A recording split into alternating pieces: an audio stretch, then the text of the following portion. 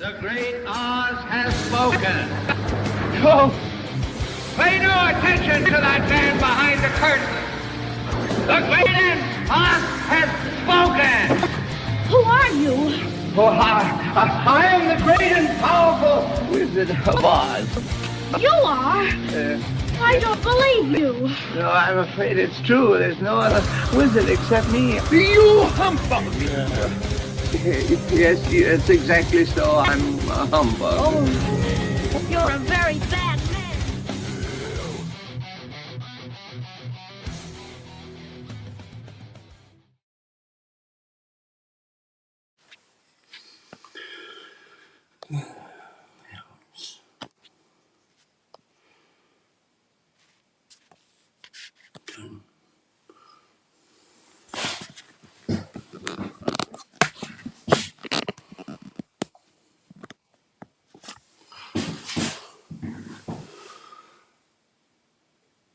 Hi. Come play.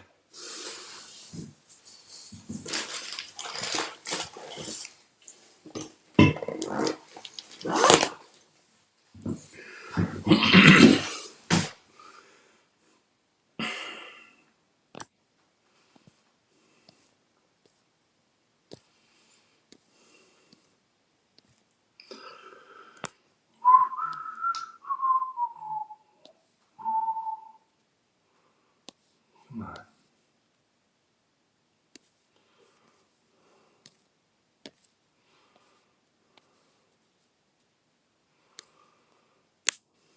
We like being the ducks.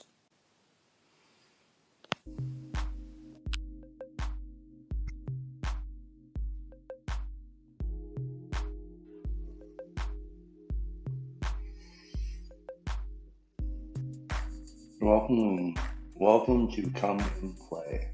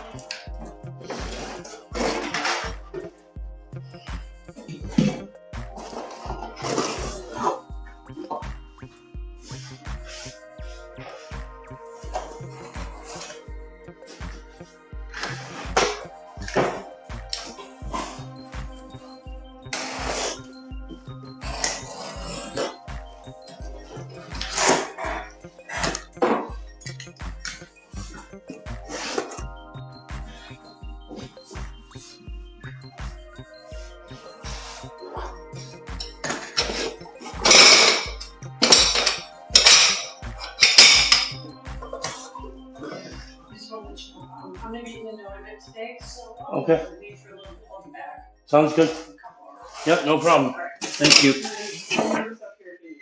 Okay.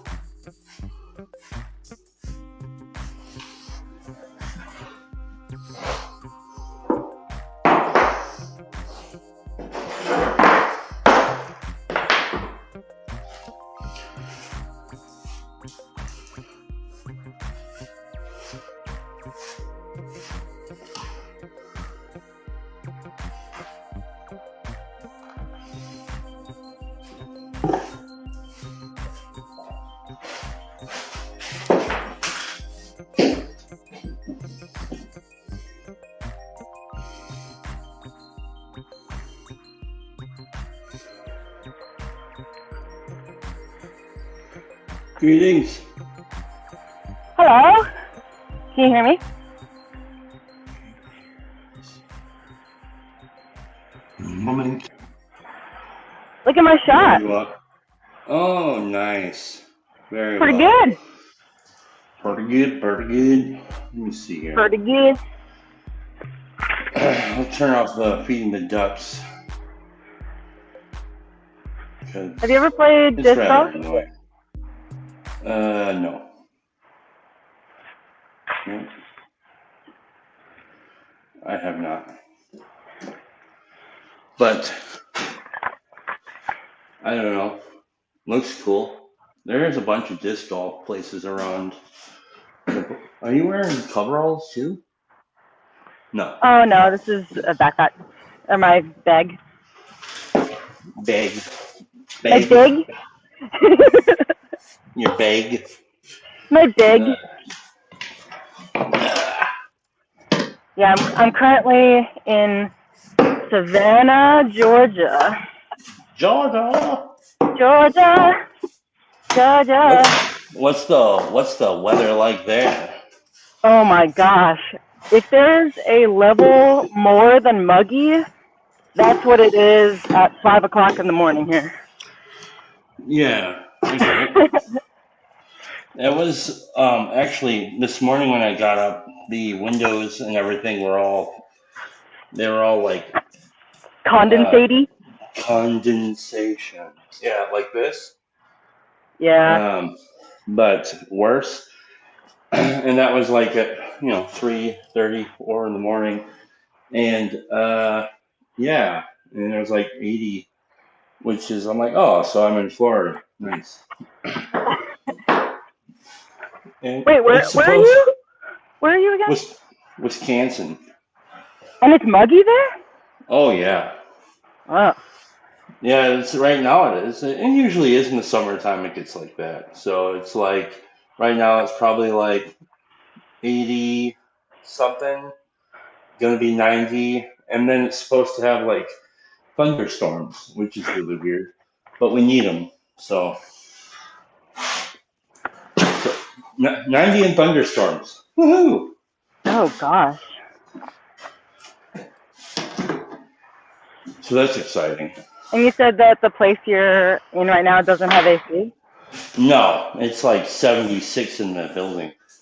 Oh, bleh. I know. You and Graham can commiserate together, I guess. Man, yeah. Well, my house is air conditioned. We bought a new one last year because the one that we had went kaput, and we wanted to get. Well, it wasn't last year. It was actually the year before. Weird, time flies. Like a new HVAC, you mean? Yeah, a new air conditioner, Nice. like an outside unit. Mm. So we have like a furnace in the basement, and then we have a air conditioner that's outside that is connected to the HVAC unit. Oh, I see. And yeah, and because the last year they implemented a new law, federal law that you had to have hit certain standards. So Anne was Mm. like, we need to get a new air conditioner before those standards go in because we don't Mm. know what kind of technology is going into those air conditioners. So Right.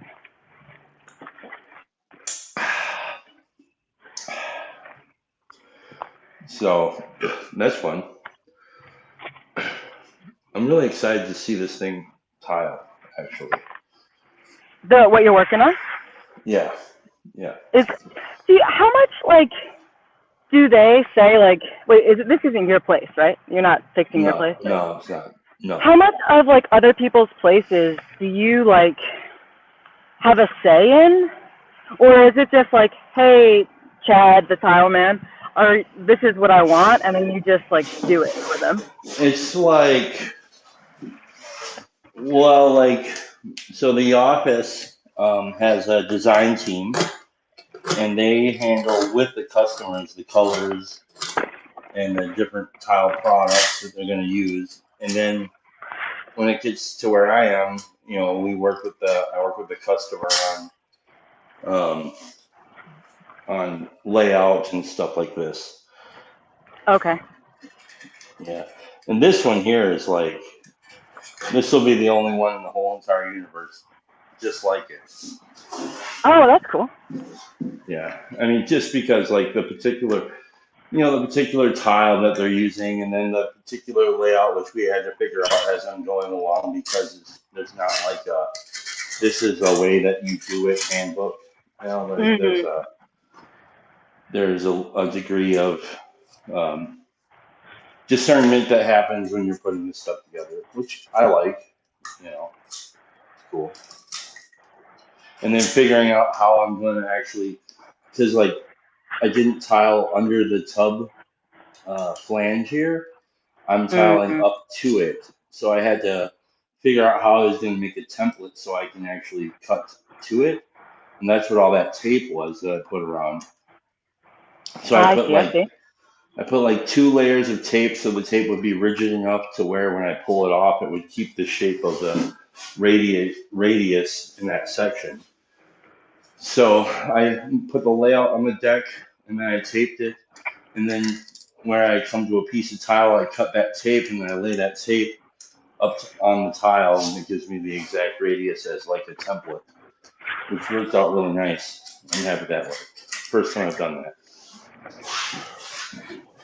I really like the idea of finding like my next job as being one where I can work with my hands, like what you're doing. Like there's something about, I don't know, like even if it's not your design, just something about like being in participation with what you make and then seeing like the end product of it.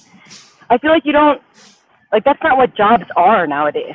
Like you don't get that opportunity to like participate with it and see it in its like finished product.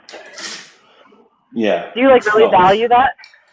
I do. I actually really like my job, which is nice. And like I just so happen to be blessed and lucky enough that it actually, it covers all the mortgage and the family and all that stuff, which is very nice.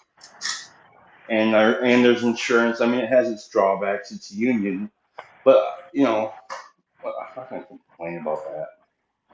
Yeah.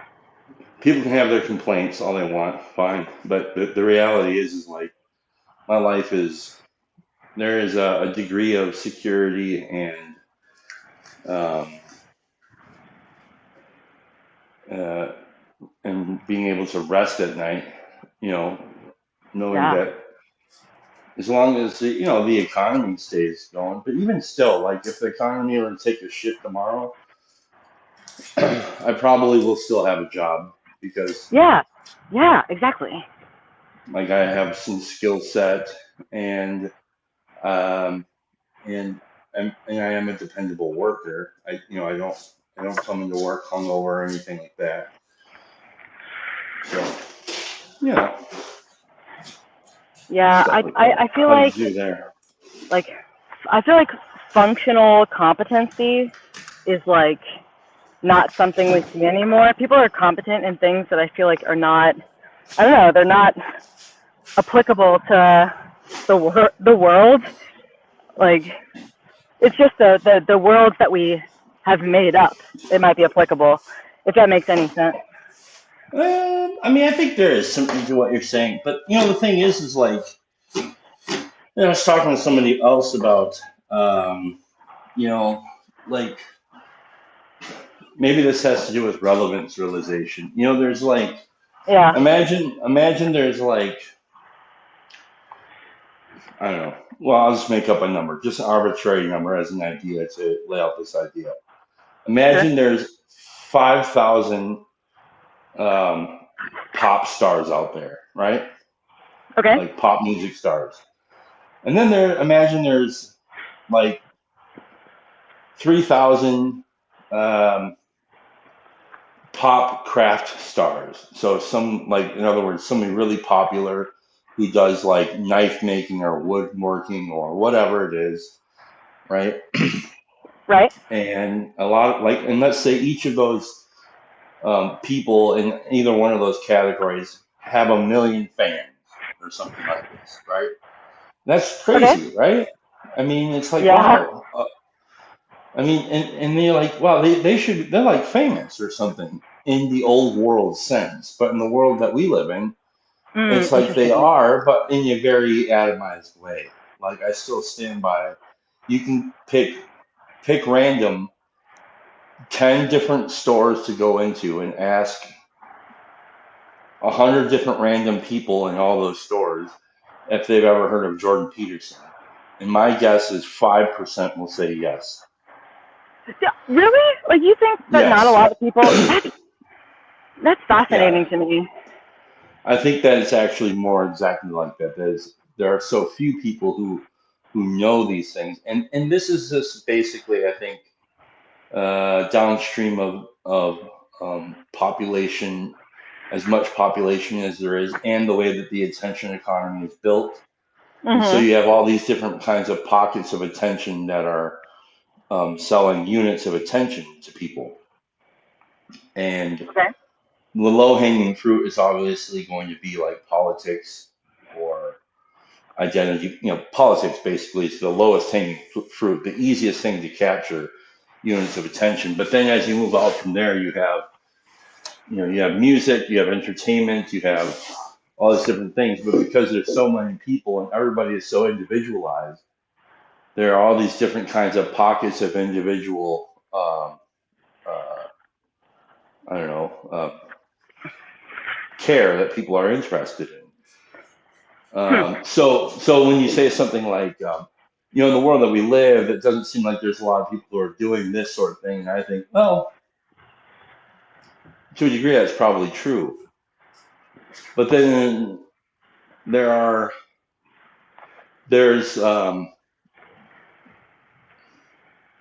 like if you go into plumbing, there's so many plumbers. Like from my understanding, these plumbers that I work at the company I work at are saying that they're actually becoming even more um, stringent on who they let into that union because too many people are going into there.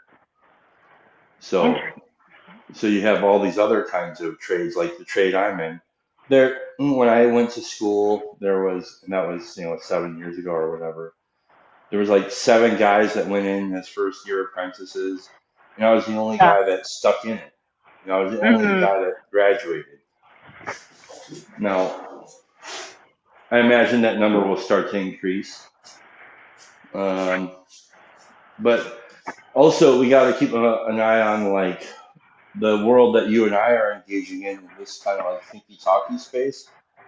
Sure. We see a lot of thinky talky rather than hands on stuff. So we kind of have like what would that be, like some sort of confirmation bias as to seeing a world that doesn't use their hands or something like that. When there's like all the guys that I work with, none of them, not a single one of them would be interested in anything that we're talking about over here. So I'm basically 1 in 10 interested in this sort of thing. So there's 10 guys who use their hands, and I'm one of them that is interested in the thinky talky space or even audiobook space. So the numbers are hard to kind of Huh. suss out. Do you see what I'm getting at? But is that because like we've put ourselves in that place? Like we're like outgoing our own self? Yeah, the cult of algorithms. Yeah, I think the You know cult what I of mean? algorithms has to do with it. Yeah. Yes, I think they actually the algorithms have a lot to do with funneling our attention for sure. That's why these numbers can't necessarily be trusted. I don't think it's kind of like this in 2020 and 2021 and 2022. Like we saw all the stuff, the crazy stuff that was happening in the streets. But if you were to go outside, you didn't see any of it really. Maybe you might have one instance of weird stuff, but very rarely did you. And you might see a flag planted in someone's front yard, but you didn't actually see like a riot or something. Not to say that they didn't happen; they just weren't as relevant as they wanted us to think it was. So, so are you? So that's interesting. are you like saying that to an extent, like what we think is like relevant is based on what we think is salient? I think like, Vervaeke says that. But then also Yep. like that our salience right now is like very much based on like our environment and like what we like are clicking on, and then the algorithm is like adding to like more of those same clicks, and so that we have like a distorted view of what's actually happening in the world. Like we think, oh, 50% of the people I know are plumbers or whatever, but really it's only like 5% in the world or something like that. Does that track? Yeah, I think it's something like that. I think it's a both and. I'm saying like that to some degree, what we see is a lot being manipulated by our interests, and then the things that aid our interests, like the algorithms. Mm. But it's like it's also kind of like this: if you're in a bad mood, right, or something, you kind of have you ever noticed that you kind of often find what you're looking for, even if it's something you're not wanting to admit that you're looking for? Yeah, definitely. Yeah. Yeah, it's kind of like that, you know. I think So it's kind like, of a principle of attraction. so then is like synchronicity and like coincidence like not that? Like it's more shaped by us than we would like to believe. You know what I mean? Oh yeah, no, I think there's something definitely to that. I think that whether we're conscious of it or not, that um, our desires and interests, um, like this is the idea that these things kind of shape our epistemology. They shape the world that we see, what is possible, what is impossible.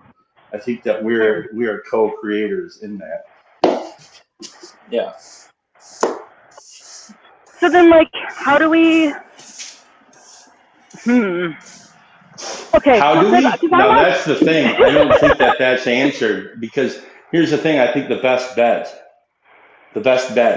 is to aim for the highest and aim for the good.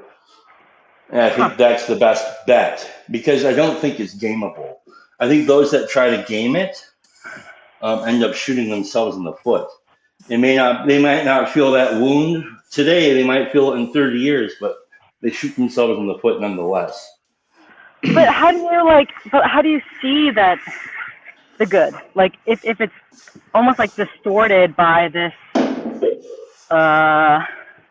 I don't know, algorithm, whatever we were just talking about. Like what if How do it, you see what the if good? it's Well, yeah. Because I feel like you have to feel it. Like I feel like it's a felt no, thing. no, because I think those are unreliable metrics. Uh, the The like senses? to some degree, your feelings can be an assessment of discernment, but I don't think they're as reliable as we would like them to be. So there's kind of faith that being is good, and that like this is the whole idea of you're right where you should be. And God's economy is um, crazy and interesting, and we don't know His ways because we don't have His mind, and all those different kinds of things. So it's kind of like right now. I mean, if you want to be really honest about your world right now and how good it actually is, you could really do that, right? I mean, you have fresh Yeah. air in your lungs, you're walking around, you have a cell phone, you have shoes, you have, I'm sure you've never gone starving, not even a little bit, other than maybe by some Nope. sort of, voluntary exercise. You have a hat that you didn't make, a shirt you didn't make, glasses you didn't make. You have all of the, I mean, being is good right there. Yeah. And there's no Yeah. question. There's no question about it. So are there things that are trying to compete against the good? Absolutely. Most of that is within ourselves, I think. But would you say that that's like goodness? Like is making me comfortable a good thing? Is that the good? Or is like me actually being out here with like not all of my resources a better way of the Well, goodness? no. The goodness isn't like, it's not necessarily like external outputs or external outputs that are coming in, are, it's an attitude of gratitude, I guess. Hmm. And like, that's the thing. It's like, I think about Mother Teresa and when she was like not feeling connected and she was like feeling abandoned by God and she was feeling like she was a worthless pile of crap and that Mm. she didn't have all those different things are there, they were feelings to her and they were real, but it didn't stop her from doing the next what she believed to be the next right thing, right? And like, so this is for me, there's kind of a foundational hope that if I were to wake up tomorrow and somehow be convinced that God isn't anymore, and I became like an atheist or something, which I hope never happens. But I hope that I have enough principle there to remain uh, in the principle of an attitude of gratitude, and gratitude isn't like something you feel or think; it's something that you do. Interesting. Are and, you saying like and a state of being type of? yeah, it's like you can either be ungrateful or you can be grateful, right? And those are things that you're going to act those out. And so, like, if I wake up tomorrow and somehow feel like God has abandoned me, like, what do I do? Do I go and take it out on the world, or do I just try and put one foot in front of the other and pray that my what I think about reality is not so? Because it's probably not. Because it rarely has ever been so. Hmm. I should put things out there just in case. Interesting. Because if my life depends on like acting in the world based on how I feel or anything like that, then I'm screwed. You know? But like, no, I don't disagree with you on that. I guess it's like, then what do you, when you feel something, what's like your next move? Like, what do you do after that? What do you, Chad, do? Sometimes I act like a bitch. Okay. Yeah. Okay. And then after And that. then if I do that, I try to make amends. I try to just like, I learned that I can't really rely on what I feel is the truth. It's just not. It's an unreliable metric. And because what happens then is I just basically be pushed around by the winds of my emotions. And But like, isn't that what you're supposed to be doing though, to an extent? Like, aren't the emotions supposed to be energy in motion? Aren't they supposed to move you? Like, aren't you supposed to be moved by them? I think to a degree, yes. But again, they're not a reliable metric for ultimate reality. They can't be. I don't. It's interesting. I don't necessarily disagree with you the way that you're saying it, but I feel like there's something about the fact that in and of themselves, the relevancy of emotions is like nil. Like, there isn't a relevancy. But compared to, I feel like they open up your expectations as they relate to reality. And so, in order to see how you're missing the mark, That's assuming that you have a emotions seem grasp to on be there. reality, right? That assumes that you have a grasp on reality, and to a degree that you might, but there's to another degree like you don't. You only have so much of the picture. Well, I think that's what I mean, is like the expectations is like what I think I know. And then the emotions is like how far off my knowing was. Hmm. Something like that. I mean, I could be totally wrong. Like, I guess I'm trying to, for a long time I thought I like dissociated. And so emotions for me were like, I'm not going there. They're so irrelevant. Why do we have them? And so I'm kind of playing like devil's advocate here, where I'm like, oh, emotions mean something like that I need to pay attention to, because I think to an extent I ought to, but it's just how am I relating to them is what I'm trying to discuss here. Mm-hmm. And it just feels, I don't know, it feels sticky all over the place, but I don't know how else to like. Oh yeah. I was wrestling with this idea of like wanting a sure thing, needing a sure thing, and that's just not real. I mean, the sure thing is because I was like this. I was thinking like, it's hard because like you know how thinking happens so fast. It's like. Yeah. Like there's like 10 thoughts in the matter of a split second, you know. But I was thinking about like about my daughter and her life and trying to wanting to kind of maintain some sort of safety for her and stuff, and in long-term security and joy, and you know, and but then it's like no, that's not gonna happen, dude. She is gonna feel hurt. She's going to feel sickness. She's going to feel heartache. She's going to feel hatred. She's going to make really poor decisions based on self. And well, I don't know what I can do about any of it, except to like try to put one foot in front of the other. Maybe hopefully, I might be a good enough example that she doesn't, blow her life up.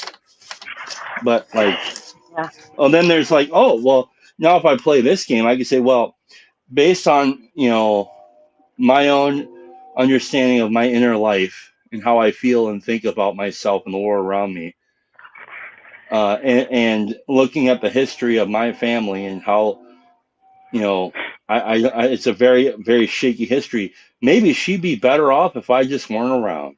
And then it's like, see, that's trying to play the sure game. That's trying to play the sure thing game. That just ain't gonna fucking happen. And so I won't be able to avoid heartache or hurt or pain. Neither will she. And so if being is good, which is I get to be here, I get to be here for her as long as I can. That's the best I get. I don't know. Like, what's the other option? Throw your hands up and say fuck it all and just go nuts and like I've actually had conscious thoughts where I thought I just want to run away to Alaska and go like maybe like be a drunk and live up there and work in a factory or some shit, or like go be a homeless drunk living on the beach in California. That sounds like an idea. Those have been like actual thoughts that have crossed my mind as like viable. And it's like, no, dude, like stay home, go to work, try to bitch less, try to actually like fucking be a man, and whatever that means. All that stuff, dude. Yeah. And what are you gonna do? What are you gonna do? Are we so entitled to our own existence? That's the thing, dude. We think we're so entitled to our existence. That's bullshit, dude. Yeah.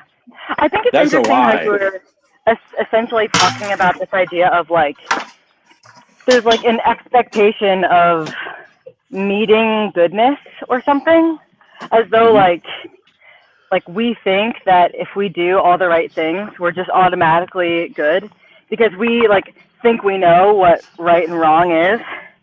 Like, it's, I don't know. I feel like what I keep encountering, and then this is the same thing with like emotions, where it's like, it's all based on these expectations that I seem to have, like not just in the world, but of the world. And so I something I'm expected to be able to do or whatever. And Mhm. I'm like starting to realize that like are like not like bullshit and wrong, but reason for my suffering. Like and not the normal life suffering, but like the suffering I'm like adding. You know what I mean? Yeah. Like what is that? Like how do you not have high expectations on the world? I don't know. In order to do good. I feel like I had that equation of like, oh, I have to expect a lot to do a lot. And I don't think that's the equation.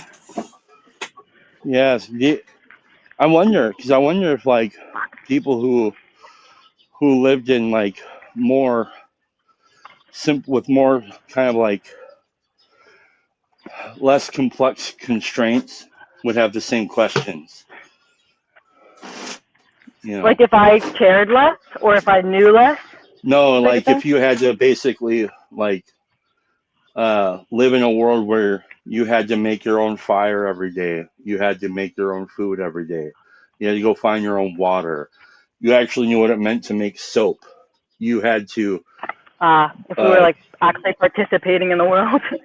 yeah, like yeah, would you have all these questions? Probably not. I mean, maybe some once in a while, but I think affluence Mhm. is kind of affording us these questions. It gives us the illusion of expectations, and the expectations are like rooted in Mhm. this kind of they're rooted in kind of like a Like the poverty mentality almost.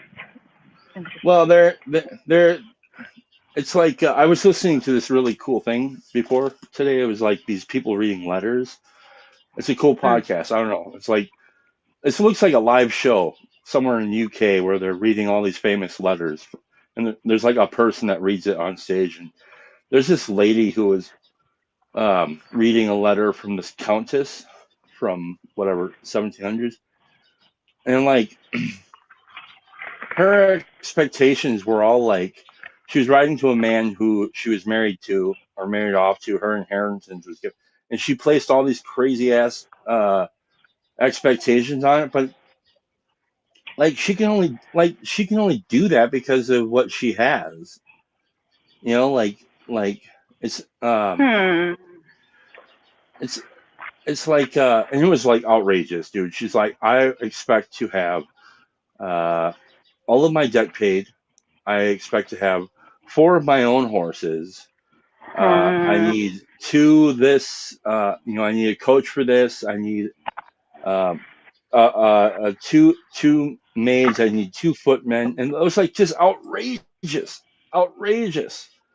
And she wasn't joking, you know. And so I think it's kind of like the world that you live in is the world that helps to. So It's it's you're kind of creating that epistemology again. I think you're. Do you see what I'm saying? Am I making it's almost sense?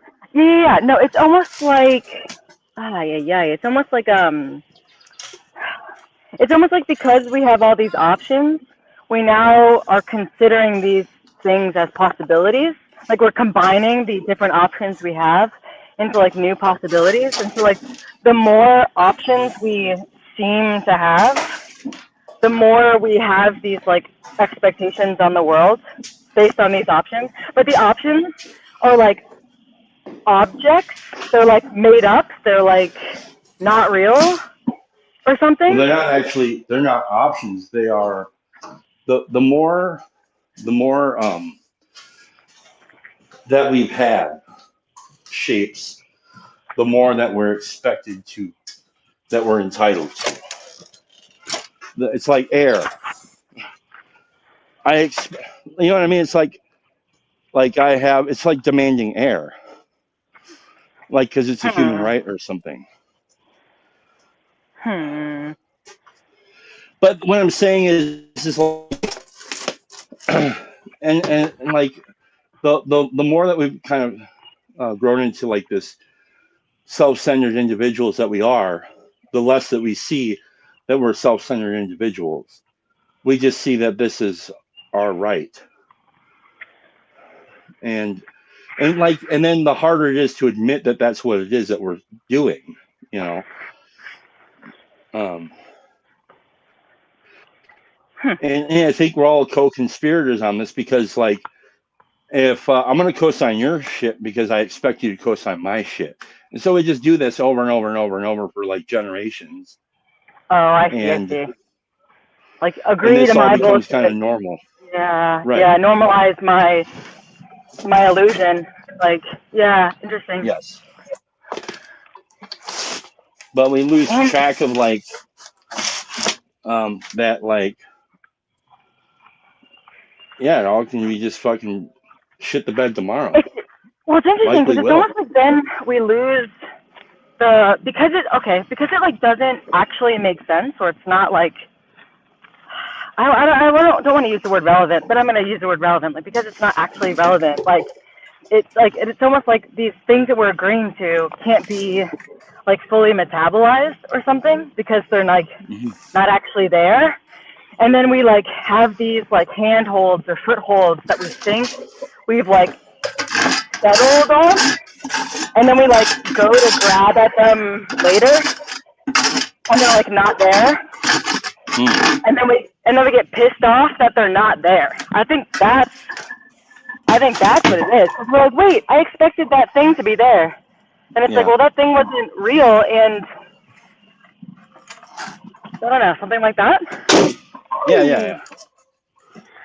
That makes that resonates with me deeply because yeah, that goes with like the story narrative and the like even the powers and principalities in some way too, like the things that we're putting on ourselves and on our lives, and it's like creating a world that when you reach for an object you like move through it or something, like it's not actually there, it's like all an illusion, but yeah. we're The making our length, decisions based on those illusions. yeah, yeah. The length we go to hang on to this is astounding. Really. So then what do you do to combat that, or to like not add to that, maybe is the better Well, way you have to assume that you're full of shit, to and then you have to kind of like. That's why I like the idea of um, trying to adhere to principles that are kind of hopefully God centered and other centered, and then mm. just try to live by that. One of those principles is I don't get to be better than human, so I have to kind of like know that I will fall short of my own expectations for myself. That doesn't give me an out. It just means that that's going to happen, and when I fail, like I have to pay the consequences for everything. I get the good consequences and the bad consequences. So it has to do with basically like I'm full of shit. There's no doubt about it. All of my petty whining is because I'm afraid, and it's rooted in self-centeredness. And uh, the only antidote to that is other-centeredness or God-centeredness. And you know what? And nobody's going to make me do any of that. So I have to decide. Nobody's going to make me be self-centered, right? And nobody can actually make me be other-centered. They can make me walk a mimicking line of being other-centered, but like nobody's going to actually make me do that. Well, I think that's why I think that's why those emotions matter then, because it's almost like that's the comparison, that's like the checkpoint or something. Well, they do matter. I'm not saying they don't matter. I'm saying that they're an unreliable. Mm. They're an unreliable metric to judge where you're at. They're not the only metric. You see what I'm getting at? Well then, okay, so then will you lay out some of the other metrics, like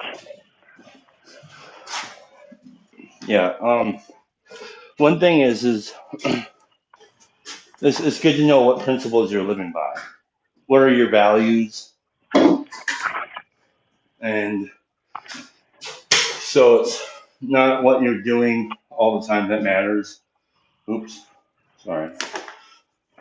Um, like it's not always what you feel, but like I can feel like shit and still be taking right action. That doesn't mean that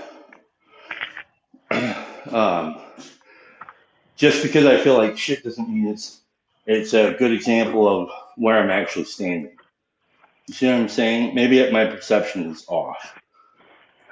Um, Oh, so it's like, it's not like, oh, my emotion is anger, and anger means I'm off by 2 degrees right, or you know what I mean? Like, it's not like yeah, that, but it's like just a little slap in the face, like, hey, pay attention, something is off, and then discernment comes in, or paying attention comes in, yeah. or something else. I see that. I see that. I see that. So yesterday I talked about when I was weed whacking, I blew out a window on my car. Yeah, with the rock. Yeah, and I was like, dude, what the fuck, right? Yeah. And then so I go to the place. I meet my buddy at Detox. We go to Detox like every other week or whatever. Mm. And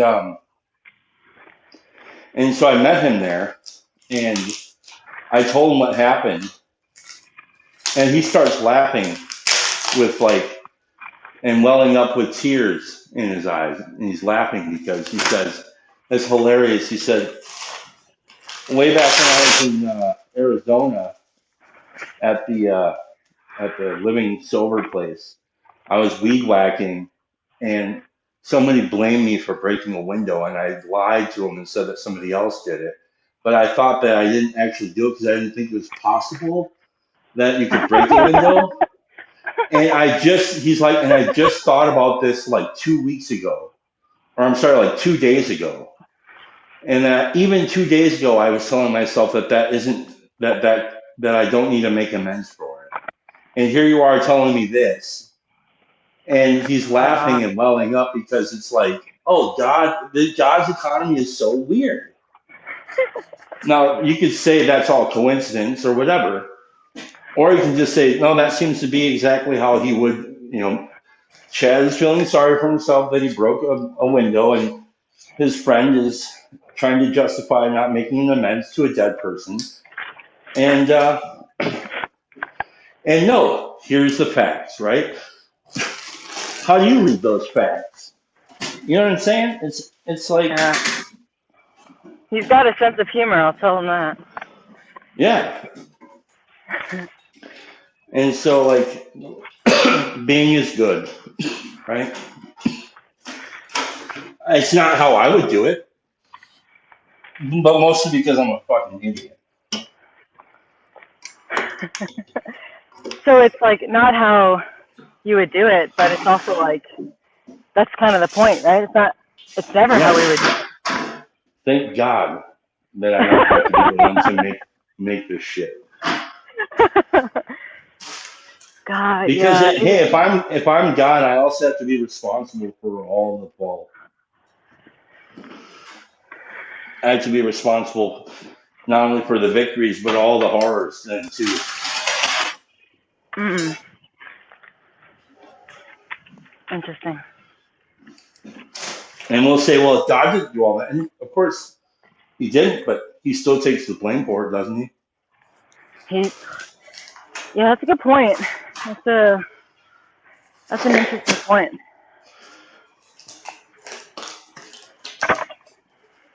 Interesting. I'm gonna make a bit of noise here, so you do your thing. I'm gonna mix up some mud.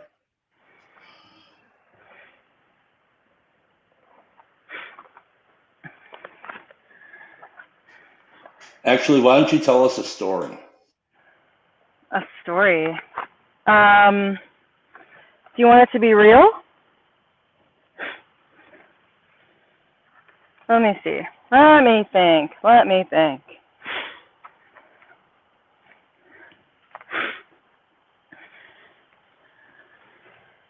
Oh, I'll tell a fun story. Well, I think it's fun. So, before I started on my TLC journey, I was going through a pretty tough time relationship-wise, with my family, romantically, like in the midst of it, and just really like distraught. And essentially, I kind of came to the conclusion of I'm just going to separate from all of my relationships. Like, all the relationships I'm in are not working out, and I've been trying my best, and nothing is happening, so I just was convinced that it was my fault, and so I'm going to take myself out of the equation. And then I was all alone, feeling really sorry for myself, and feeling like I didn't have faith in anything, including myself. And so I decided what I normally do when I'm not feeling great and want to be connected is I went out for a walk. And I went with my dog to this beautiful place in the triangle where I live. And it's this beautiful park, lots of big trees and animals. And it was the middle of the week because, I was unemployed at the time. And so trying to, that was what I did, was really nothing, just walking. So I was walking on this trail with my dog, and I get stopped by this man asking for directions. And he's a hiker. You can tell, he has this backpack and this fanny pack that has all this hydration on it, and he obviously knew what he was doing, but he didn't know exactly where he was. And it seems because I was the only one else on the trail, he just wanted to have a conversation with me. And with his accent, it seemed like he was from I don't know, Russia or some Slavic place, and so it was really interesting to listen to, and his mannerisms were very different from all the American young people that I had been talking to and trying to relate with for a long time, and that I was having this hard time connecting with. And then this man who I was from a different place with a hard to understand accent, I seemed immediately had some sort of connection with. And I was whoa, interesting. I've been seeking connection, and this is not really where I thought I was going to be finding it, in the middle of the woods with a foreign man. And so as he's talking, he is sort of describing his faith without talking about faith, just very much with and of the world, and just believing that things are just so much bigger than he is, and he was starting to inspire me. And then he talked about how he is a carpenter, and his name is Yosef, and he was just going on and on and on, and we ended up talking just without a pause for 3 hours, just standing in the middle of the woods, me and my dog. He fell in love with my dog, and I just didn't understand time or purpose or whatever the heck was happening, and I forgot about all my sadness. And then it seems like there was a point in which we were trying to leave, and he essentially was I hope you know that you have changed my life. Talking with you has changed who I am going forward in this world. And I know I don't know you, and I just met you, but I just want you to know that your light is shining through your eyes and through your words, and I love you and would love to embrace you before we leave. And if that had happened any other time, any other place, I would have been strange man, stranger danger, no, but it just felt so real and so right. And I hugged this man, and I walked away, not knowing anything else about him, not knowing if I would ever see him again, and in a weird way, not caring if that would ever happen, because what had happened in that moment mattered enough, and that is all it had to ever be. And it was exactly what I needed at the exact right moment. And that was the time that I decided I wanted to go back into the faith. I wanted to get into this TLC space. I wanted to find that mattering again, or lean into that. And I'm convinced, oh no! And I'm convinced that I met Jesus, a carpenter from a strange land who wanted to embrace me and remind me that I mattered and that love is everywhere. And that is my story, and a true one. So that's what I got for you. That is great. I love that story. Yeah. And like it makes me think of because I often think of this kind of like is it the road to Emmaus where the guys are walking and they're like moping, and then the stranger kind of comes up alongside them and asks them like what's wrong, and they're like, haven't you heard? And he's like, heard what? And they're like, you know what I'm talking about? Maybe. Well, and they're like, well, didn't you hear about the God man guy that they crucified? And yes. Mm. You just want the tile brought in here? Yeah, you sit right up there. Perfect. Thanks. And so they're like, yeah, well, I don't. Didn't you hear about the guy that was crucified? And they're like, what are you? Or he's like, no, tell me about him. And so they start telling about him, and then I think he reveals himself, right? Or like the guys in the upper room.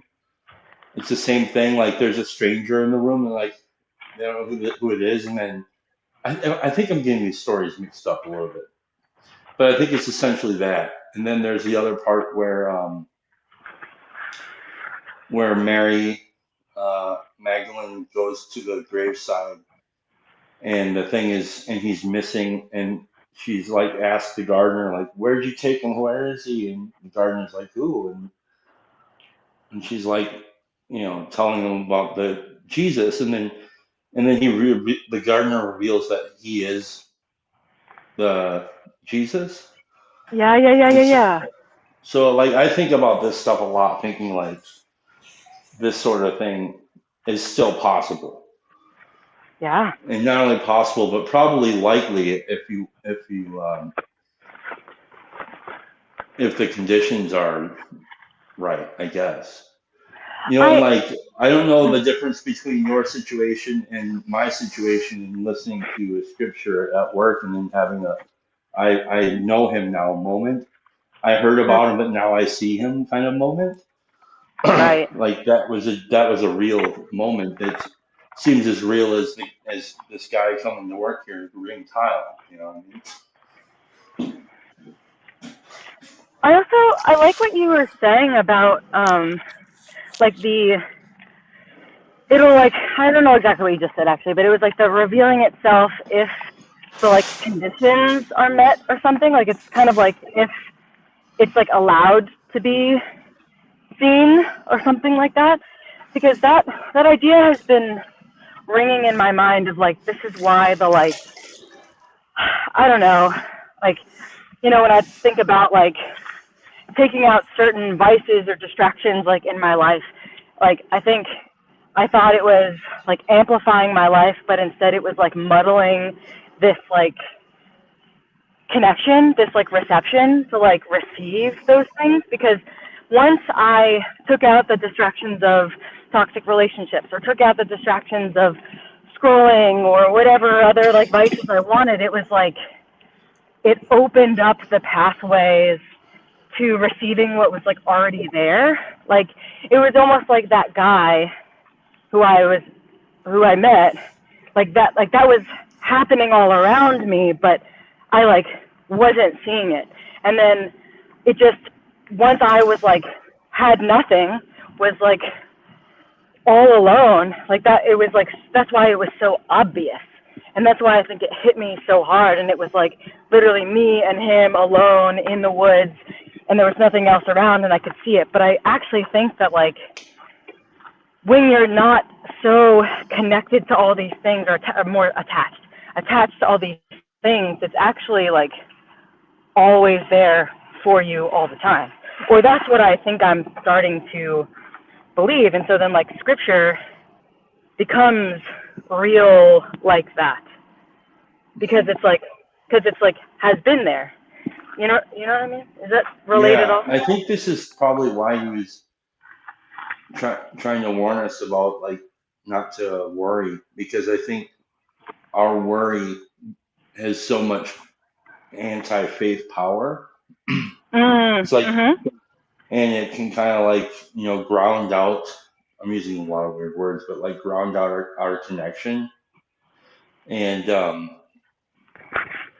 because, like, I also think of when he goes to Nazareth to do, and like, he tells them, he goes back home to Nazareth and he tells them that he can't do any miracles there because of their lack of faith. He doesn't say that he won't, he says that he can't. So it's like, and I think about, like, when I worry and I'm caught up in despair, it has so much power that it becomes the most real thing. And it kind of blinds me from being able to actually see him. And so I think that's probably, that's why I was saying before, I think to kind of, like, assume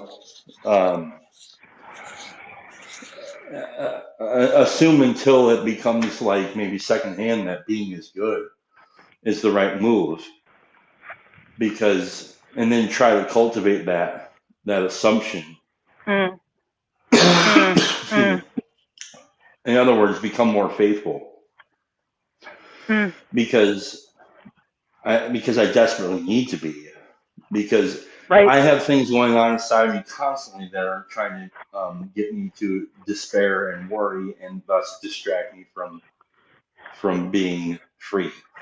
And the only way I've ever really been free is like truly is what, like, a situation like you're saying, like when I tell my friend about my window breaking and he starts laughing with tears in his eyes, he knows he's free. He's like, oh, there's work to do, but I'm free now.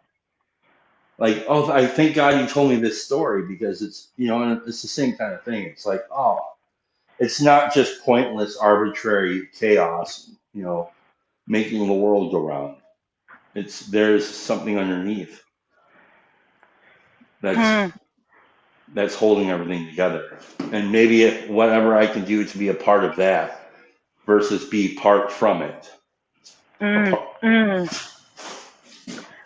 This reminds me of a conversation I was having with Scott yesterday about, like, accepting versus allowing, and, like, how, like, I don't know, like, when you were talking about how, like, Jesus said, like, I would if I could, type of thing. It's like I can, but you, like, won't let me, like, you won't allow me, you won't, like, you haven't purified or let go enough, or detached from this, or taken the things their out lack of of faith.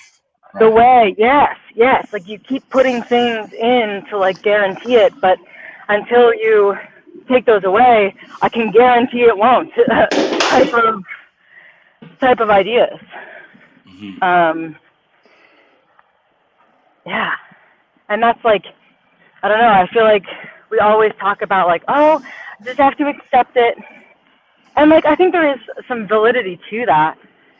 But I'm starting to believe that it's more about, like, allowing things. It's like letting go. It's like ungrasping so that you can hold the next thing, right? Like, if you're holding on to something, right? If you're holding on to something and you're like, hey, I want it. And he's like, okay, let go. And you're like, oh, give it to me. It's like, okay, let go.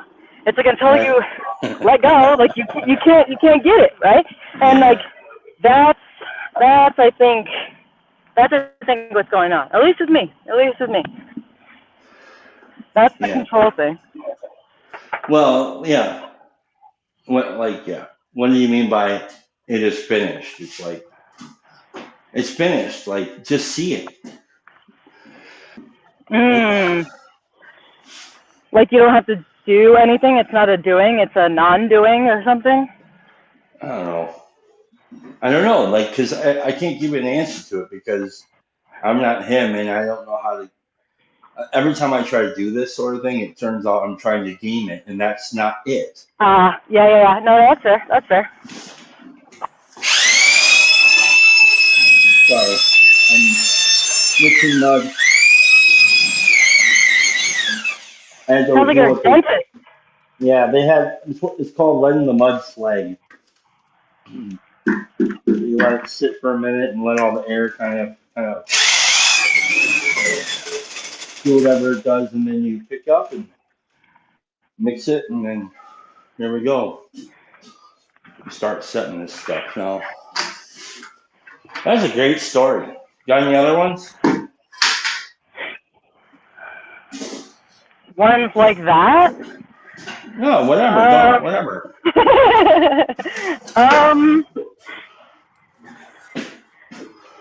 Let me think. Yeah, it's funny. I feel like, after doing like my rando with Olson, I like realized that I have a lot of stories I didn't realize I had. Like I feel like I had things in my life that I've like done that like I never pay attention to because I just assume it's like so irrelevant to the world all the time. So I almost like never think about stories until I like have to, until they come like spewing out of me. Yeah.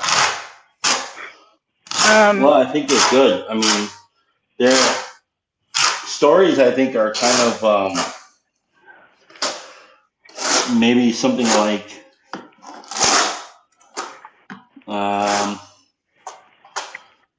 the way that will help us see the world, I guess.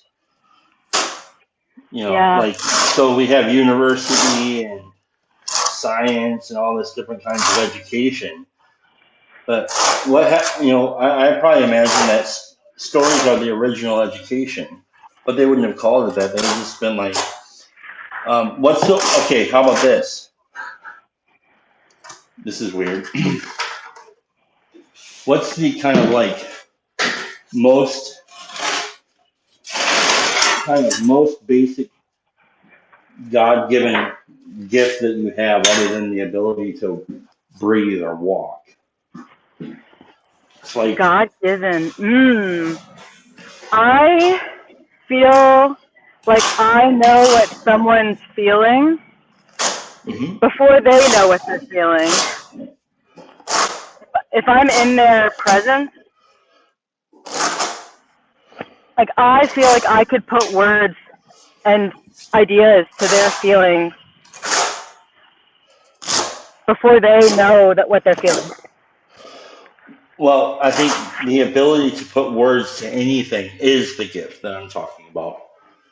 And so, like, why do we have the ability to speak? Is that arbitrary? No.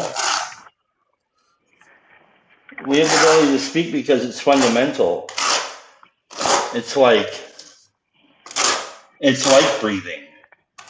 It's like walking. It's like feeling. It is like words. I think are like being as close to being as it gets, and so stories are obviously sacred. Obviously, so that's my take on that.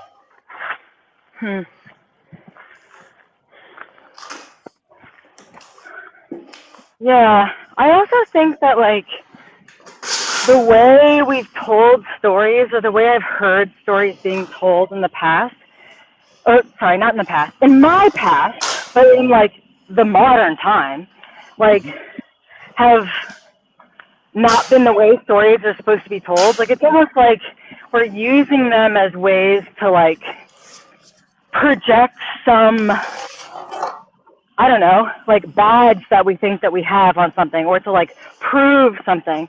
Where I Yeah. feel like stories are supposed to be, like, uncovering something. And that's why when I, like, propositionally think about, ooh, do I have a story to tell?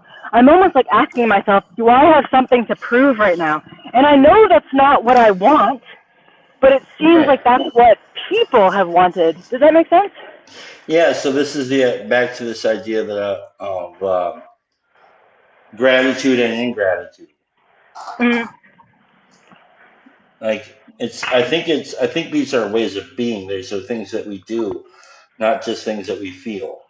So like, yeah, the misuse of story is like and it doesn't even have to be a conscious move. It's just like maybe like people have been um, misdirected for a long time. I think Ezra keeps talking about the cosmic background religion, you know, mm, and that mm-hmm. got distorted, I think, and then we forgot what it was that stories were all about. We thought they were about they turned into like laws, or not to say that any of those are all bad, not to say that all that is bad. It's not all bad. It's just Right. been missed. Yeah, they're mistakes. um, yeah, I'm rambling a bit, my bad. No, but that's, how do you then, like, I don't know, how do you, like, reframe that? Because, like, it's funny, like, someone like you, like, asking for a story, it's like, in my mind, I know for, like, you're the only person that I could guarantee is asking me for a story the way stories are supposed to be told. And so I think that was just really telling for me that, like, my immediate compulsion was to look for something to prove to you. And it was like, whoa, like, Chad is, like, the only person I know that, like, is not looking for that. And so I think that just, I don't know, that just shows how deep in the trenches it feels like we are in our misunderstanding and our mistakes on these ideas. That, it's stuff like that that's, like, opening me up, where I'm like, oh shit. Like, if I can't even immediately, like, not have to rationalize it for Chad for a story, we have lost a lot more than I thought. Yeah, and I think sometimes it is proper to have like um, sorry, I'm just kind of trying to pay attention here real quick. Oh yeah, don't get fired for doing a No, bad I job. won't. No, I'm just trying to see where I put everything. Okay, well, also, before you, I don't know if you know about this off that much, but this hole, for any of you guys listening, this is the gap right here. Tiny little gap. Nuts. Sorry. That's all. Like, that's where you have to throw the disc, right there, people. Okay, so sometimes I think it is appropriate to have a place for the kind of propositional use of the word. Again, it's like just somewhere along the line, things might have gotten a little of the order of things. And I think that's why I like, okay, so I went to Detox last night to go talk to some people and stuff. And they're just like me, and in a lot of ways. And like the most offensive thing to them is the fact that that there's some authority out there that is higher than them and that is trying to tell them how to live their life.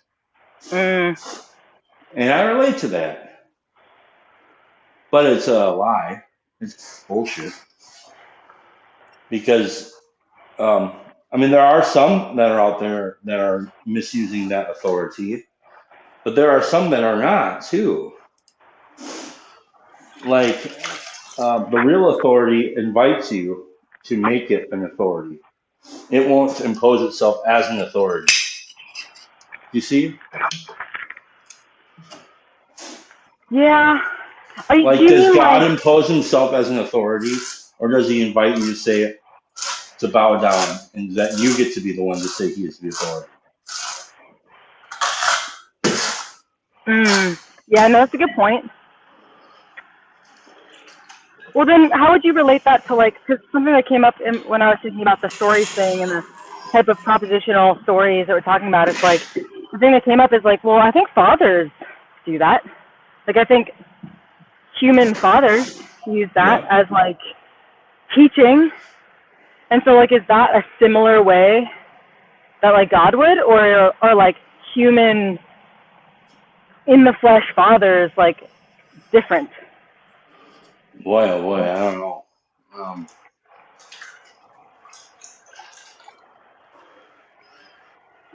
well, I have to be an authority, I guess.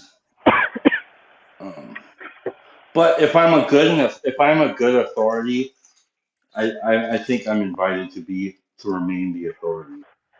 Because at some point, she'll decide whether or not I really am an authority, whether I like it or not. Oh, Right? I see. So if I abuse my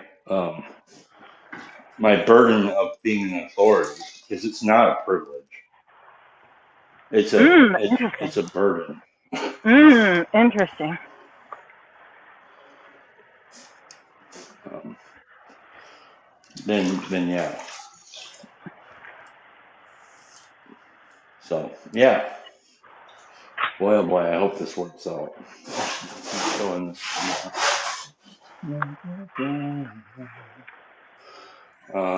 Yeah.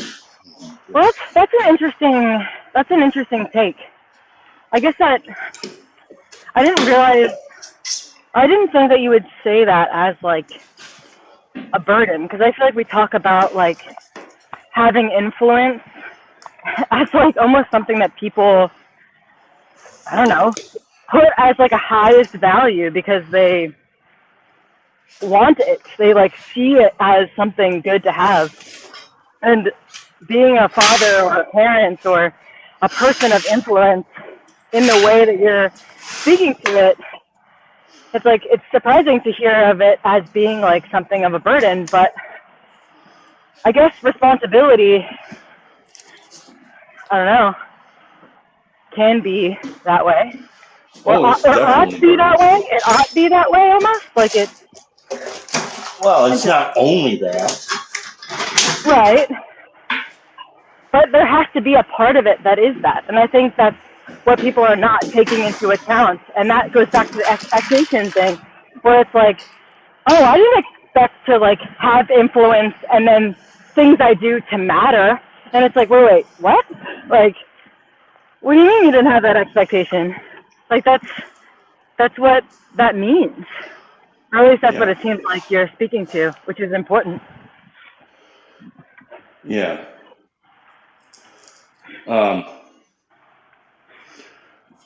Well, I mean,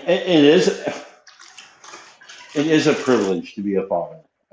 I'm grateful for that. I don't want to say that it's not. What I'm saying is like Sure, yeah. having to kind of wrestle with like the idea that everything you do matters, and then on top of that, knowing that I'll probably damn well fall short. Yeah. And that sucks. Because man, I would just love to just have all the right answers and all the right ways, and like not get angry, not, ugh, yeah. Like the other day, I'm cooking spaghetti and stuff, and she's just running around the kitchen, and I'm getting kind of pissed at her. Like what do you do? Like you're gonna get burnt. You know. Yeah. So, yeah. Let's see. Is it because like you're like feeling that pressure to have to teach her something, to have to like do something? You know what I mean? Like her inability to know. Well, a couple things are at play there. One of them is that I'm trying to get shit done, so she's slowing down. Yeah, That's one fair. of them. The other thing is I really don't want her to get burned. I don't want to accidentally spill something on her. And damn it, like, why can't she just think for herself? And I am I'm the dad, and I have to be responsible for, and blah blah blah blah.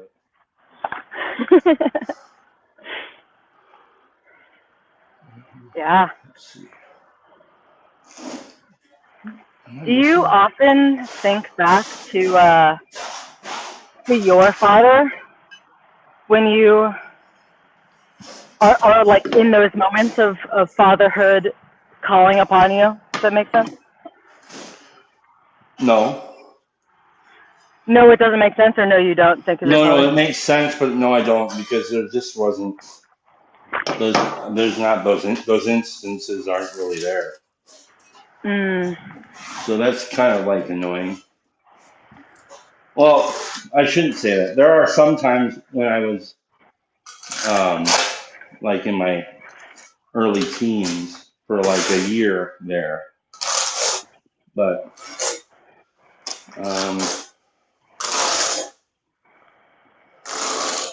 mostly, yeah, this is kind of one of the reasons why I've had such difficulty in the whole God the Father thing. It's like, I don't know how to have a relationship with the Father.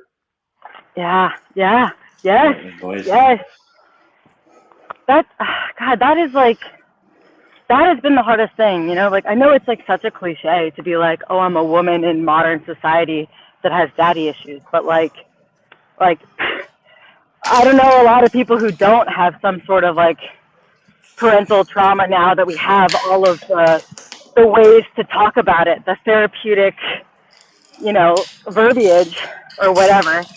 But like, I feel like especially given my like conditioning in the world and how I was like told, not just by my parents, but by society, that like I like ought not respect what we've respected before, like what we've respected previously, and say like women can do anything men can do, and they can, but like, you No, know they what I mean? can't.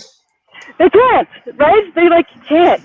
They can like not everything, and like that's the point. And I think because of that narrative, and because of like this weird comparison game, and like expecting something, going back to the expectations thing, expecting something from my father now, it's like I don't know how to not do that same thing to like God. And that just shows me that I have no idea what I'm talking about when it comes to that. Like I'm like so far from even coming close to understanding what it would mean to respect something, but then to respect something that good. Like I don't it doesn't even like my respect doesn't even mean anything. You know what I mean? Like it almost makes you think like, you know? I don't know. Yeah, it's one of the things I think we have the conflation problem of like growing up in a world that where like the reset button is like endemic, Oh, like and everything is so a one-off, you mean? yeah, you can always like press reset. Like play a Yeah, game, or if you yeah. miss a part in the movie, you can just press rewind or whatever. Mhm. And I think like um, so like there's like a way to kind of ignore reality that we condition ourselves to be able to ignore consequence. I can't tell if anybody, nope, nobody else is coming in, which it's interesting. We must be having a good conversation.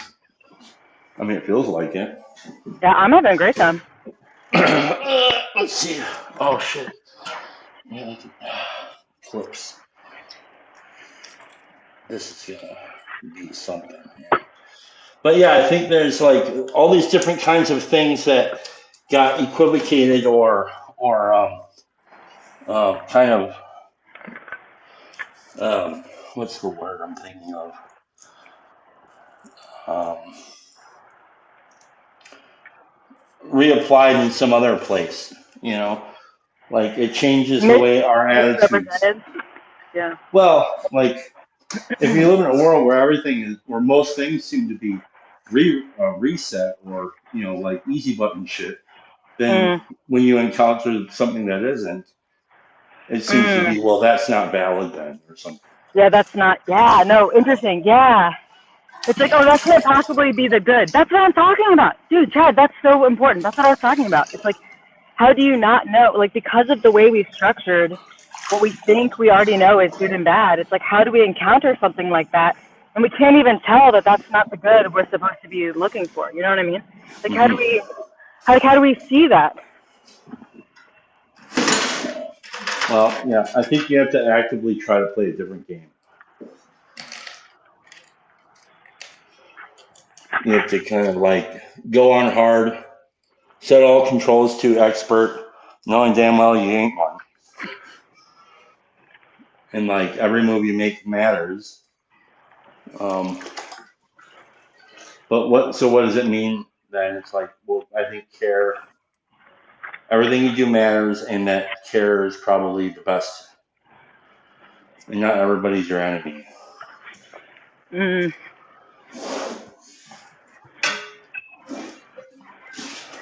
Let's see if this works. See, the problem is I'm trying to get this to be level, and I have to kind of like do some like eyeball assessment stuff. And hopefully I don't have to pick anymore. I don't have to pick it back up and put more mud or take more mud out. Like that's the hope. Because I hate doing that twice. I hate it. And it's something I have to kind of contend with. Something that came to mind to me when you were just chatting then is like how to see something without completely separating from it. Like how to realize that you're connected to it, but also zoom out enough that you can see it. Because it's almost like we're not able to see it, and in order to see it, we like are separating ourselves from it, and so then we're separating from it mattering, and so we see it, and then it doesn't matter. And I think that's the issue. Can you put some concrete on like this? Like, can you give some actual story context so I can understand exactly what you're saying this is? Like, I think it's like the proposition thing. It's like, oh yeah. No, this is good. I think this is really necessary to try to bring in an example to. I just don't.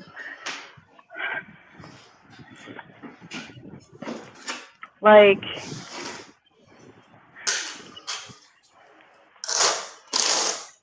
almost to, okay, sunglasses, okay? How to realize that you're wearing sunglasses, but then like take them off enough to know what the sunglasses are doing when you necessarily put them back on. So like the ability to see through and at your sunglasses, but not just like throw away their sunglasses when you know what they do or something. Like to then go back and put them back on. It's dark outside now. That's interesting. Touch your face, pull it off, say, hey, these are sunglasses, and then put them back on because you know of their use and function, and integrative properties or something kind of like that. I don't know if that's the best example, but it's the one No, I mean, can you make like a contextual example of like something that really has you baffled, maybe, rather, if you're willing to go there, because like rather than talking about some sunglasses as a metaphor or something.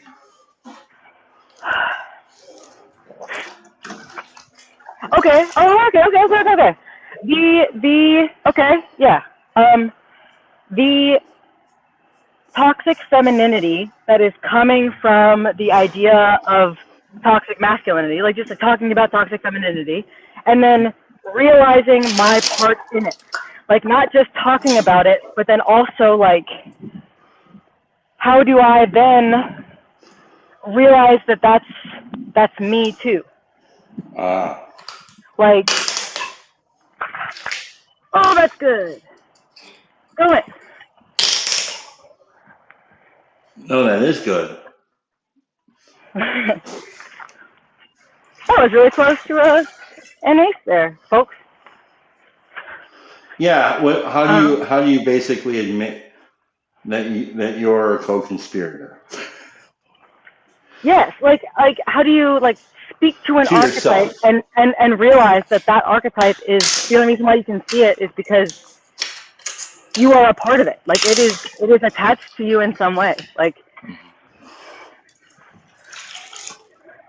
even the like aggression I feel towards like my mother or father, like I have to realize that like that's because it's made up part of my psyche. That's like things that I see in myself that I'm disgusted with myself. It's not my parents and just them, and then once I like put it on them, I'm like, oh yeah, that's not me. It's like, no, that is me, and that's why I'm mad, is because it is me. Like, right, yes. You know, it's like, and so I can't, and then how do you, in this case, like how do I tell these ideas to my parents and not have it be like, it's you, but it's also me, it's all of us. Like, how do you, like, does that all track?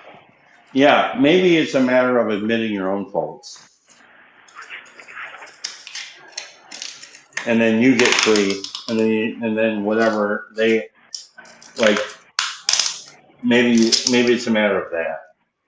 You know, because like I had the same thing. Like I want my dad to be responsible, and my parents to be responsible for their shortcomings. You know, and I'm convinced that if I just tell them or ask them, that somehow that they will see it. And it's like, no, you know, and maybe, and who's to say it's even 100% accurate, you know? And yeah. So yeah, that's tough, but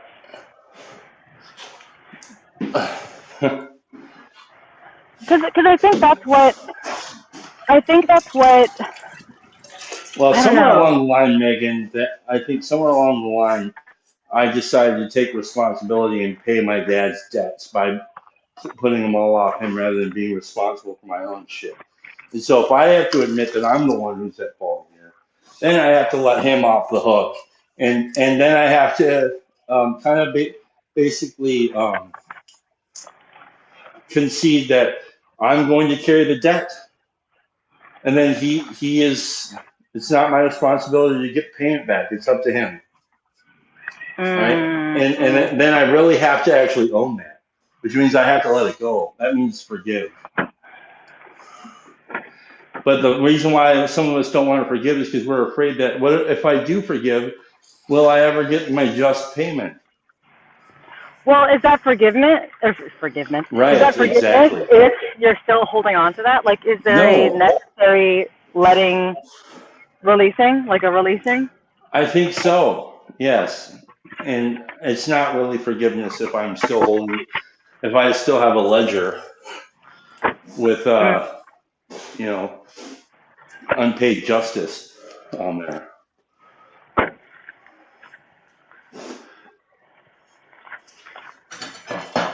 And a friend of mine was telling me that, Chad, basically all your problems can be boiled down to is your old idea of God. And I'm like, what?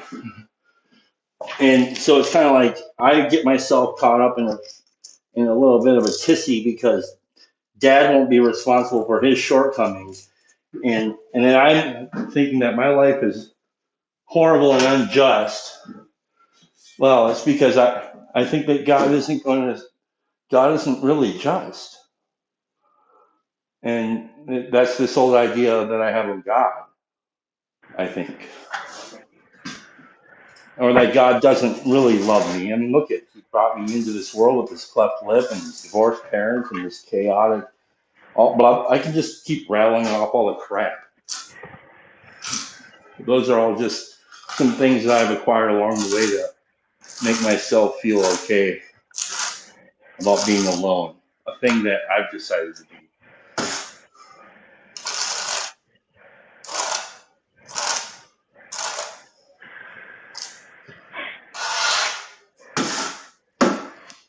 Interesting. Sorry I cut you off that. No. This is. I think because we've talked about this in other like contexts and stuff, but it's like it really keeps on going back to this self-centeredness. Because like I feel like I still am thinking and asking these questions and like from the perspective of still having me at the center of it and me being like the glorified standard or something. And so it's just interesting that it always seems to, when I take it to the logical conclusion and like how to fix this is to like fix myself first, like fix that perspective point, fix that like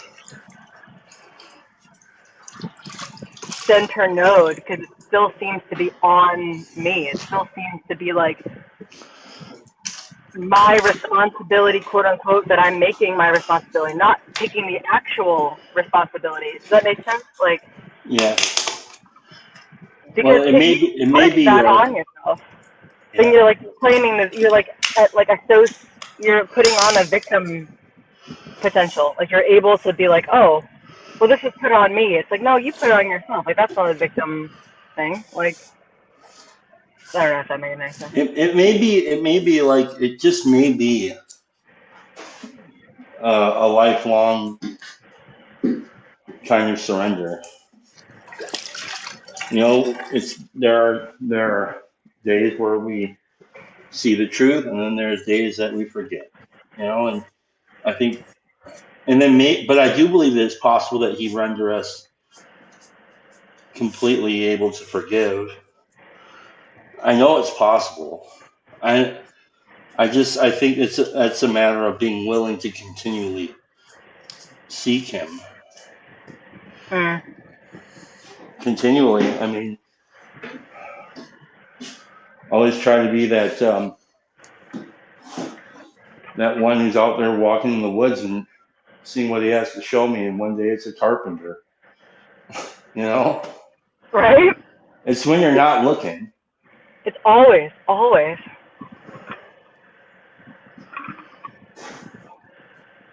Chad, this was awesome.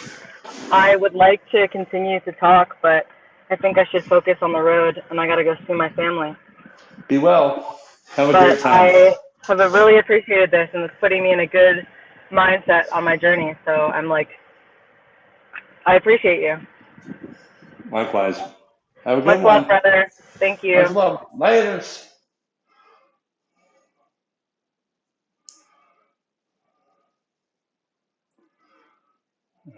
Broken beta losers. Exactly. All right. Well, whoever wants to. Excuse me. Paste.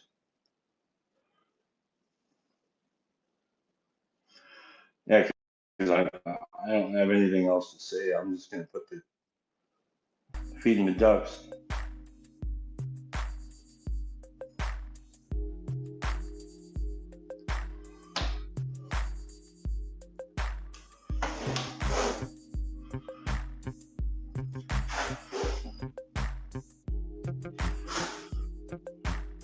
coming together.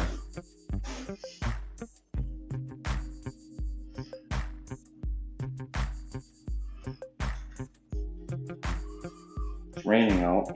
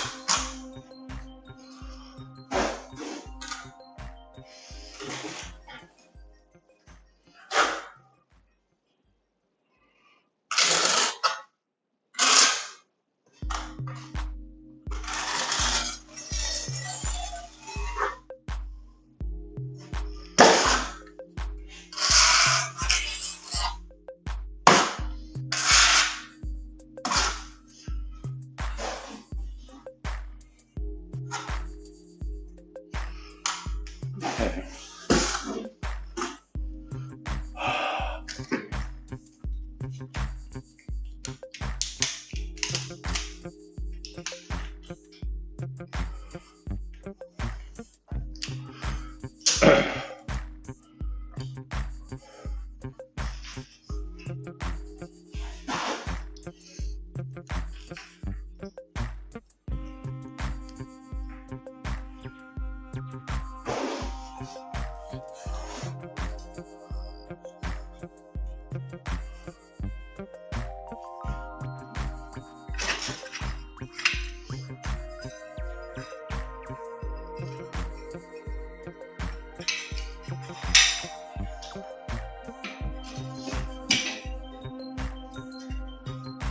That was a really great conversation. I really like that.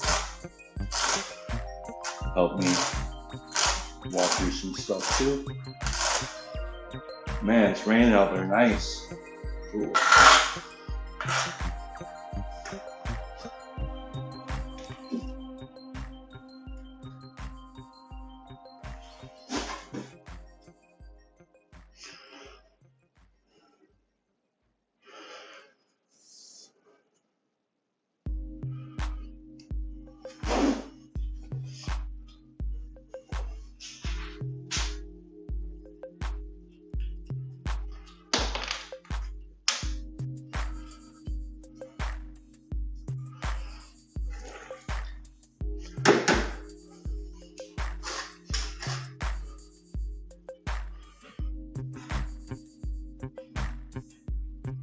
Nice.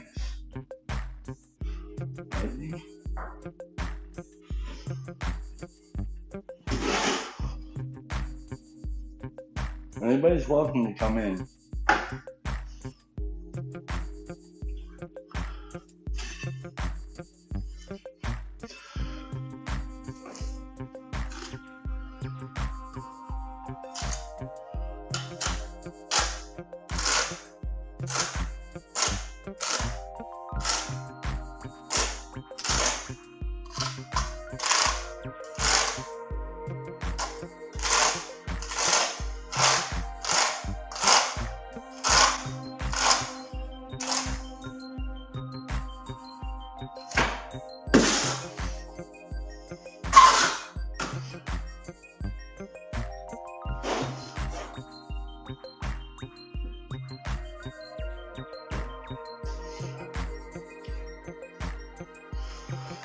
Oh yeah.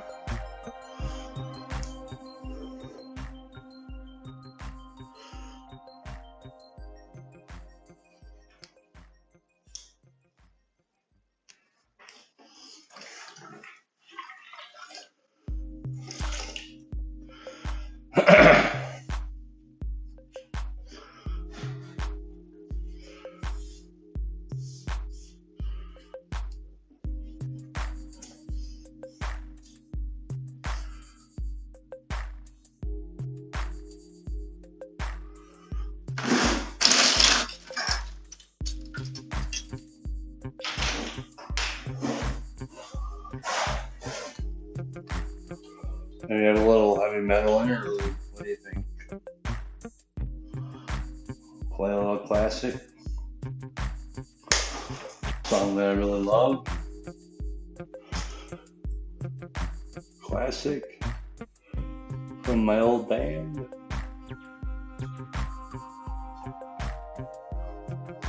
Enjoy.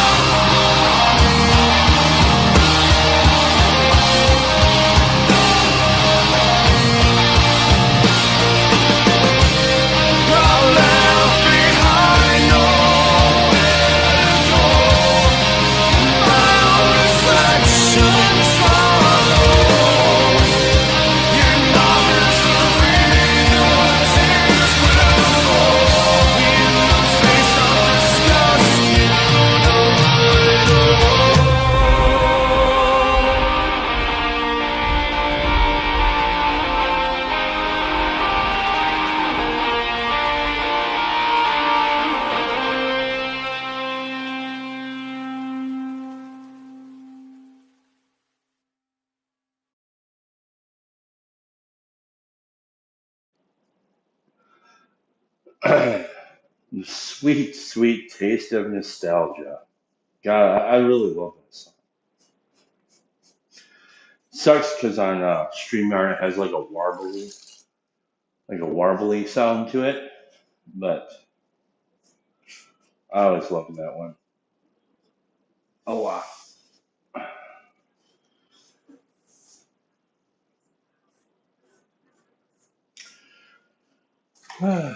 Well,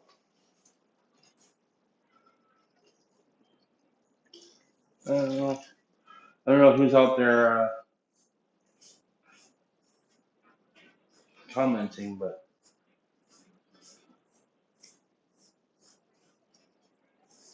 somehow might be Claire again doing her strange stalking she likes to do.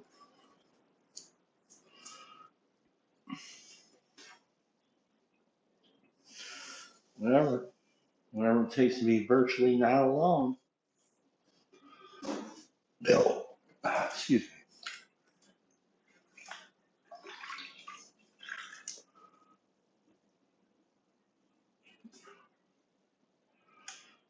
me.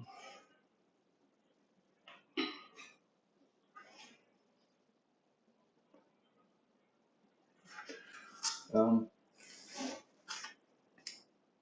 anybody's welcome to come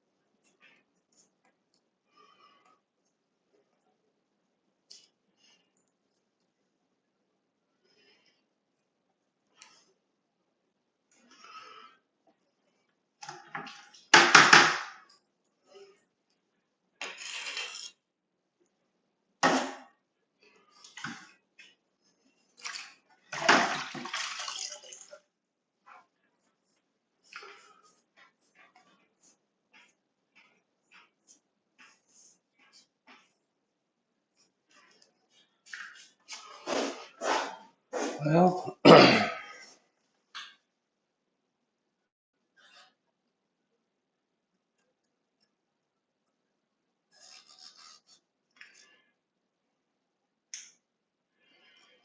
yeah, even Claire Claw can come in.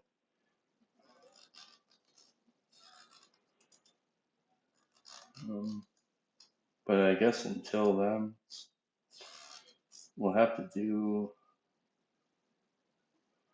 I'll put this.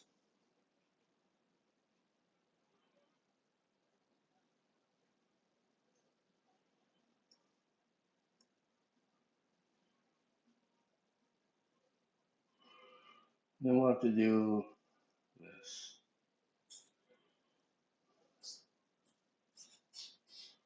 Feeding the ducks.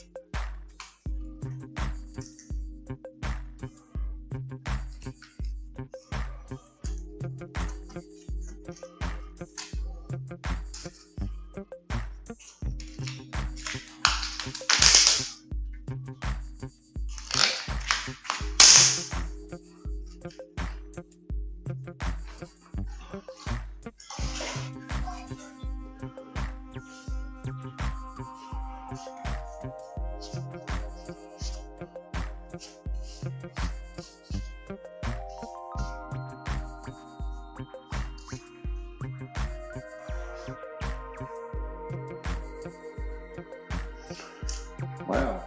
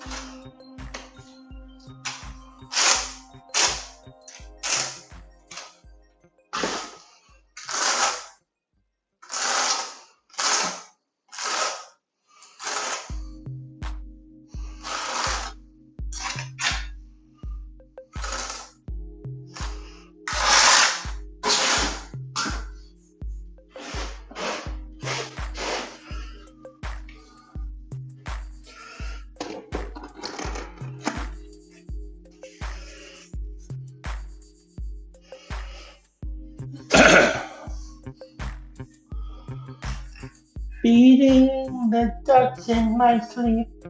I will be feeding the ducks in my sleep. Yeah, yeah. Feeding the ducks in my sleep. I will be feeding the ducks in my sleep. Yeah. Feeding the ducks in my sleep. I will be feeding the ducks in my sleep. Yeah. Feeding the ducks in my sleep. I will be feeding the ducks in my sleep. Yeah.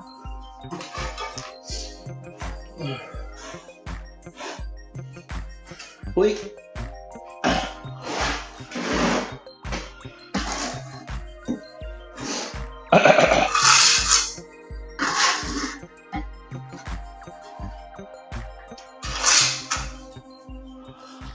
Yeah, feeding the ducks in my sleep. I will be feeding the ducks in my sleep. Yeah, feeding the ducks in my sleep. I will be feeding the ducks in my sleep. Yeah, yeah, yeah. Should get. He's gonna come in. Come on.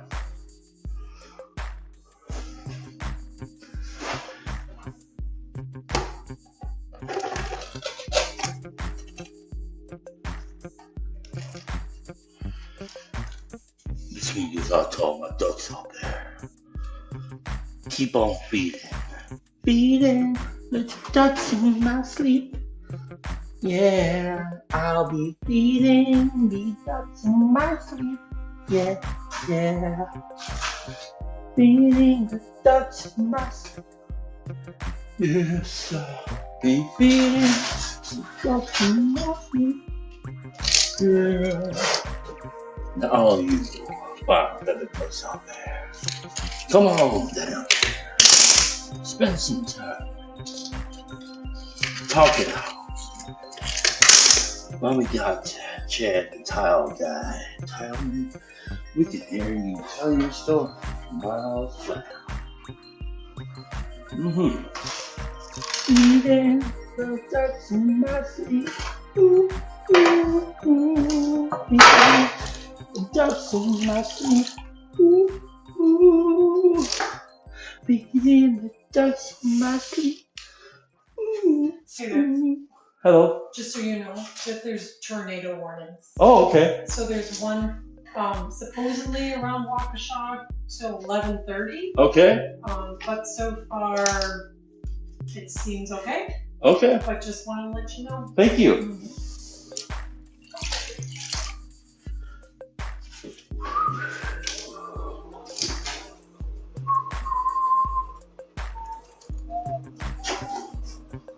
Tornado warning, huh? Interesting. Feeding the ducks in my sleep. I will be feeding the ducks in my sleep. Yeah.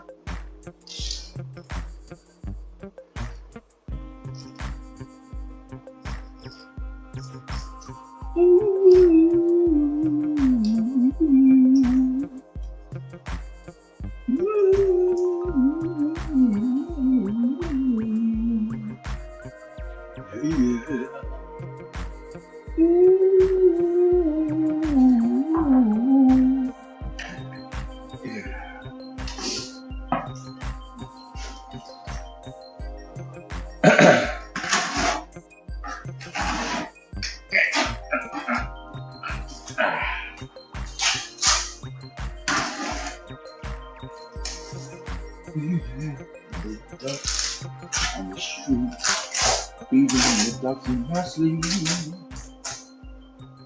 feeding the ducks in the tornado, yeah. In the tornado, oh, oh, oh, the tornado.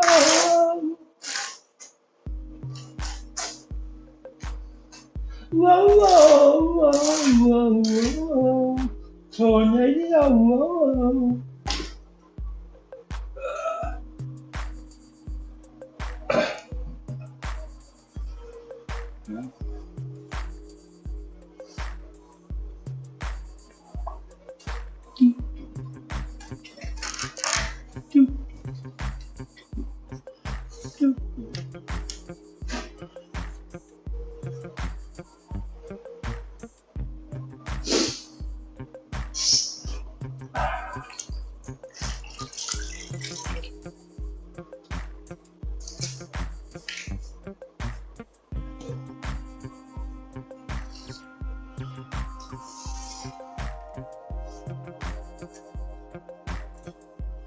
DJ Mallor, Queen of the Ducks, in my sleep. The song is all build and no hook, but we just keep going round. I don't remember.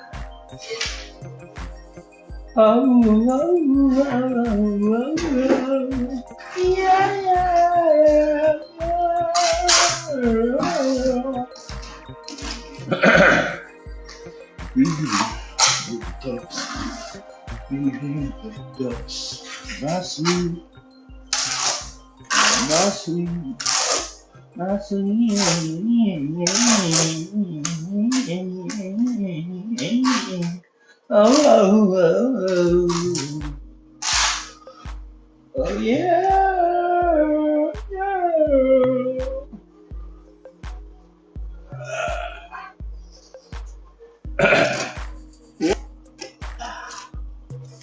Nice. This is turning out real nice.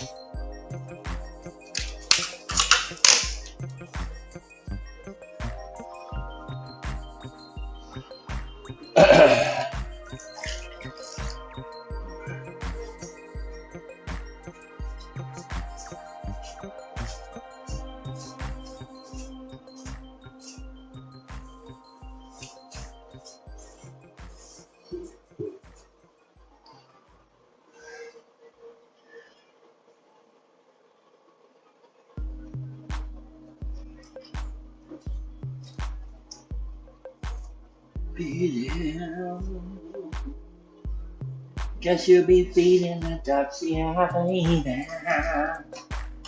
Oh, yeah, baby.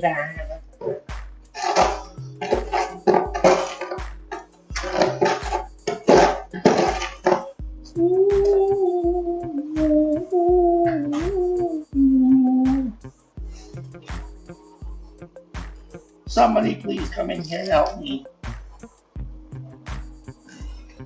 Come talk to me.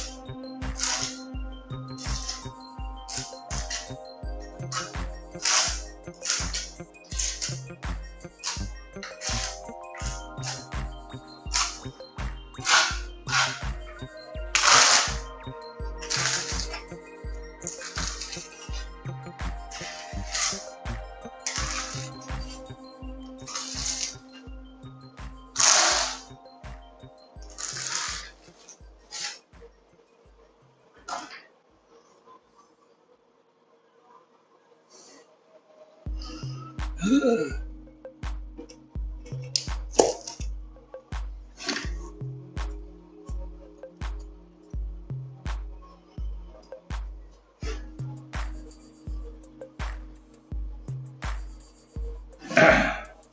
that looks like a power. Man, needs power? Interesting.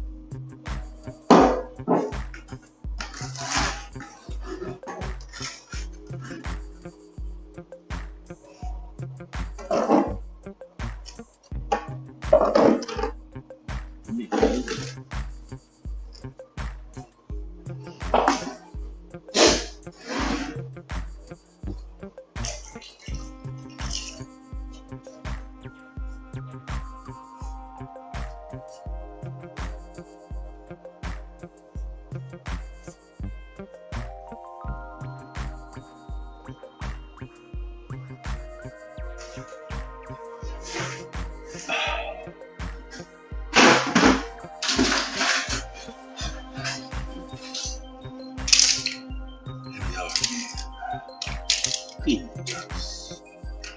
Feeding the ducks. Again. And again.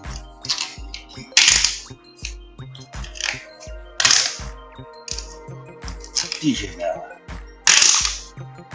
Setting tiles and feeding ducks. You silly mucks.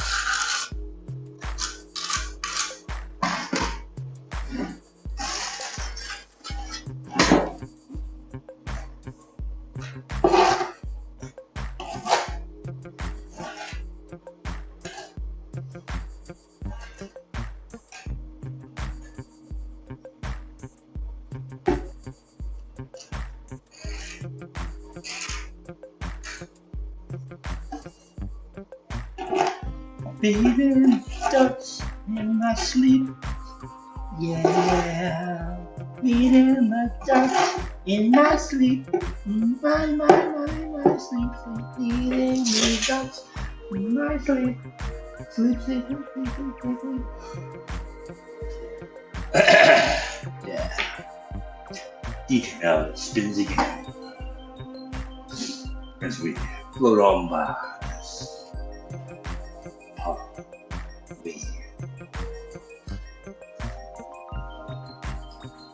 Yeah. Soothing sounds of summer. Feeding the ducks in my sleep. Yeah, yeah, yeah. Wow, wow, wow.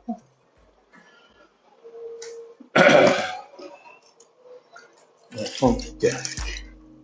That duckadelic. That funky dunky. Funky duck. Funky duckadelic. Funky duckadelic. Hey.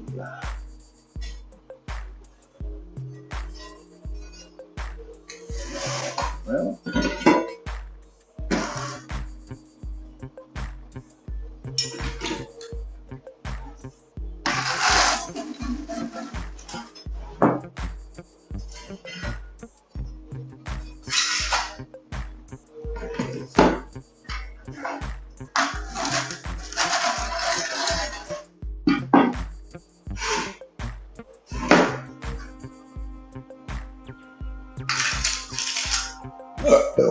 Excuse me.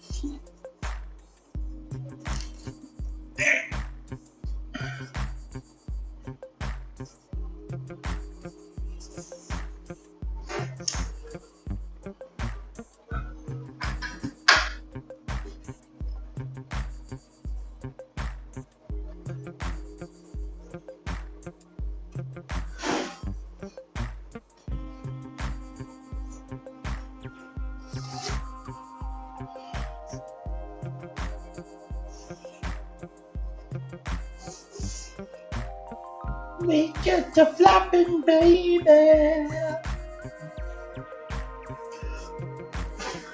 We get to flapping, quacking, flapping.